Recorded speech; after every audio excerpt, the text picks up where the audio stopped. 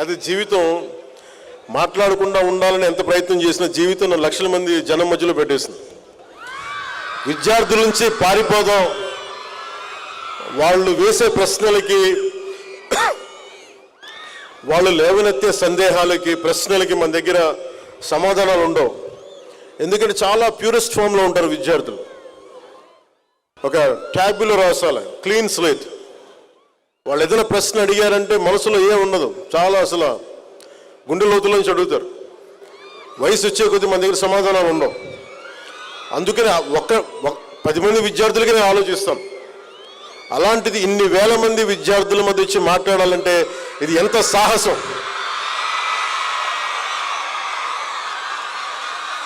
ఒక అరాచక ప్రభుత్వాన్ని ఎదుర్కోవడం కంటే కూడా చాలా సాహసం.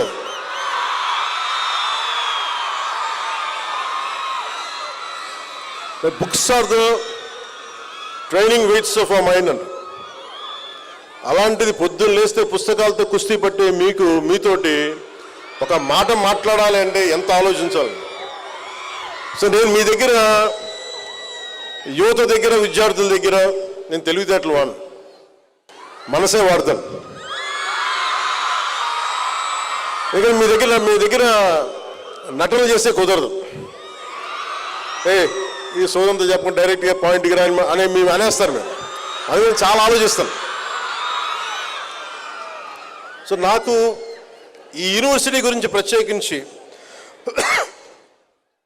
ఈ భవనాలు ఎలా ఉంటాయి, ఏముంటాయంటే, నాకు యూనివర్సిటీకి ఎప్పుడు వైజాగ్ వచ్చినా చూస్తూ ఉంటాను. మనకి భగవంతుడు లోపలికి వచ్చే అదృష్టం ఇవ్వలేదు, మనకి చదువుకునే అవకాశం ఇవ్వలేదు, కానీ ఇలా లోపలికి వచ్చి మీతో కలిసే అవకాశం వచ్చాడు 2 సంవత్సరాల తర్వాత. ఆంధ్ర విశ్వవిద్యాలయం శతాబ్ద కాలం పూర్తి చేసుకున్న సందర్భంగా ఈరోజు మనం ఈ స్థాయిలో ఆంధ్ర విశ్వవిద్యాలయాన్ని చూడగలుగుతున్నాం.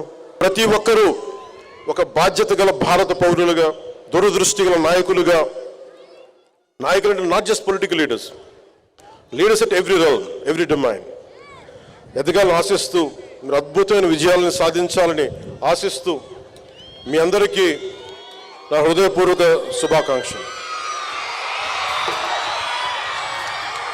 జై భారత్, జై హింద్.